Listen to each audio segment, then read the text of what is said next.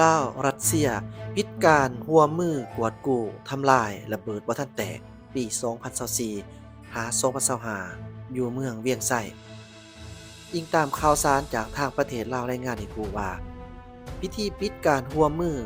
กวดกู้และทำลายระเบิดบ่ทันแตกเพื่อมนุษยธรรมอยู่เมืองเวียงไส้แขวงหัวพันระหว่างกระทรวงป้องกันประเทศแห่งสปปลาว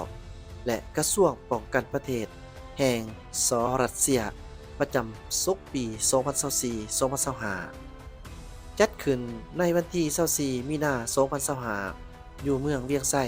แขวงหัวพันโดยมีทานคำแพงไส้ส้มแพง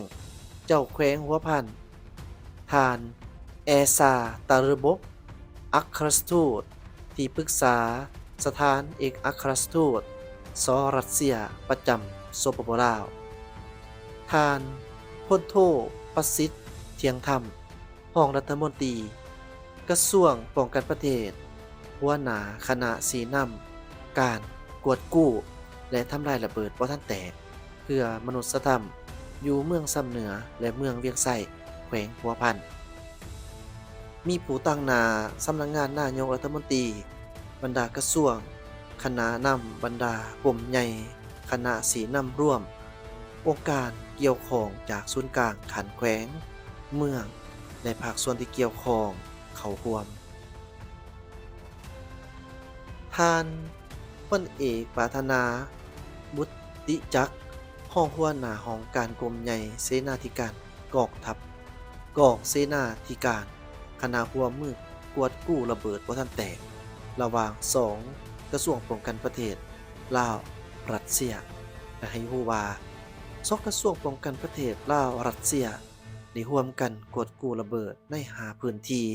อยู่ที่เมืองเวียงไส้สำเร็จในเนื้อที่ทั้งหมด 18.2 เฮกตาร์โดยได้เริ่มลงมือแต่วันที่ 11 พฤศจิกายน 2024หาวันที่ 15 มีนาคม 2025ได้กวดกู้และทำลายฟื้นฟูพื้นที่กสิกรรมอยู่เขตบ้านนาไกเนื้อที่ 5.05 เฮกตาร์กวดพบระเบิดจำนวน 82 ลูกในนี้มีบอมบีประเภท BLU-26 จำนวน 6 หน่วยผิวลูกปืนใหญ่ 32 ผิวลูกปืนใหญ่ 32 ลูกลูกปืนใหญ่ 4 ลูกผิวลูกปืนคก 1 ผิวลูกปืนชู่หรือว่าสู้30 1 ลูก RPG 7 จำนวน 2 ลูกจรวด 2.75 อิน 2 ลูก M23WP 2 ลูกกวดพบสเก็ตจำนวน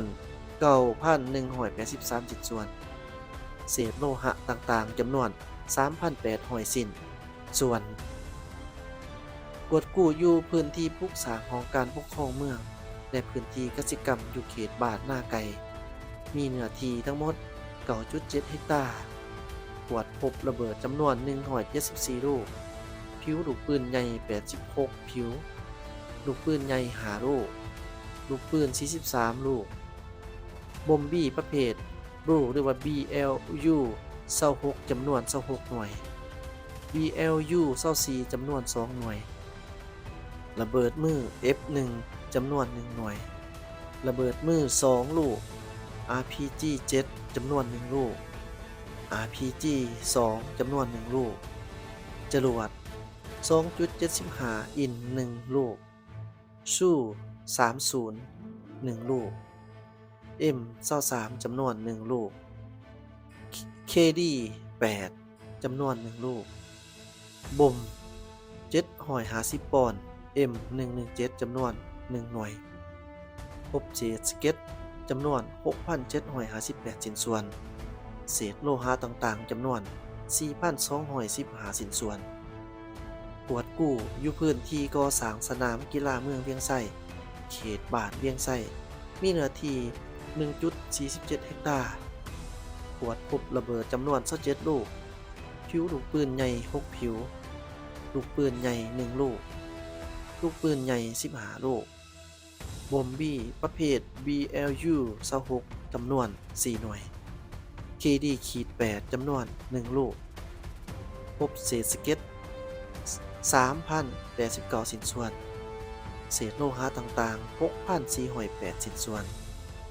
กวดกู้อยู่พื้นที่ก่อสร้างคุ้มข้างคลองบกสเมืองเวียงไส้อยู่ที่เขตบ้านหน้าไก่ มีเนื้อที่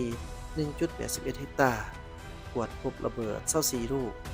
ลูกปืนใหญ่23ลูก ลูกปืนใหญ่1ลูก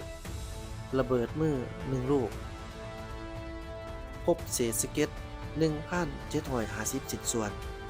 เศษโลหะต่างๆ 1,817 ชิ้นส่วน และกวดกู้อยู่พื้นที่โรงเรียนม.2 เวียงไส้มีเนื้อที่ 0.67 เฮกตาร์ กวดพบระเบิดจำนวน21ลูก ลูกปืนใหญ่4ลูก บอมบี้ประเภท BLU-26 จำนวน16หน่วย จรวด 2.75 อินช์ HE จำนวน1ลูก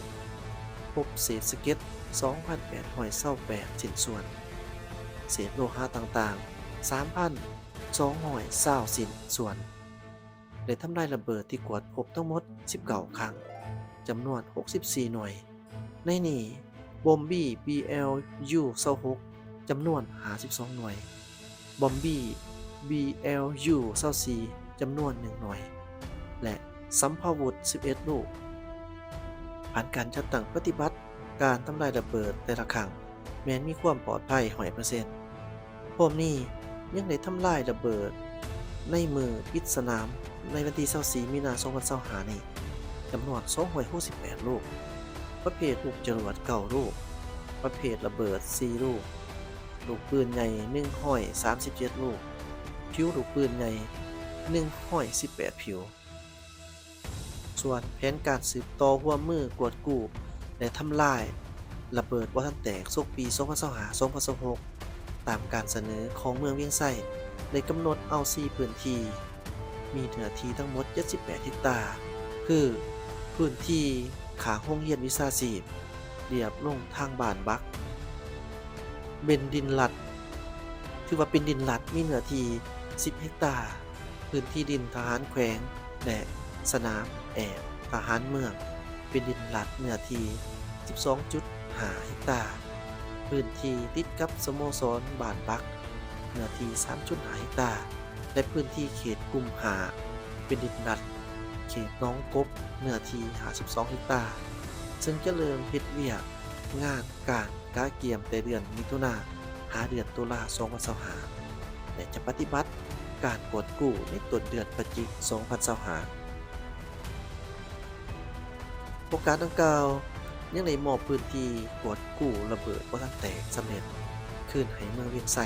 พร้อมทั้งประดับเหรียญใส่ของกระทรวงป้องกันประเทศแห่งสปป.ลาวให้กำลังกวดมินสากลกองทัพรัสเซียในนั้น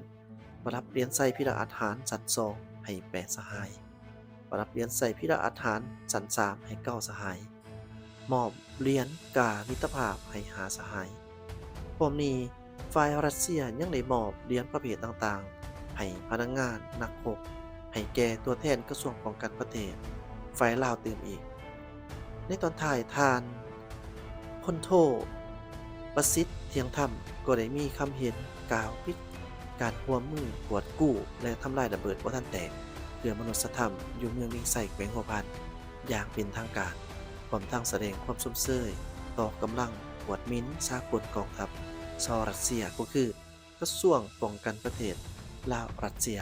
ที่ได้พร้อมกันปฏิบัติหน้าที่กวดกู้และทำลายระเบิดบ่ทันแตกอยู่เมืองเวียงไส้สำเร็จตามเป้าหมายพร้อมทั้งแสดงความหวังว่ากระทรวงป้องกันประเทศลาวรัสเซียจะสืบต่อกวดกู้และทำลายระเบิดบ่ทันแตกอยู่เมืองเวียงไส้ก็คือแขวงหัวพันถึงอีกในอนาคต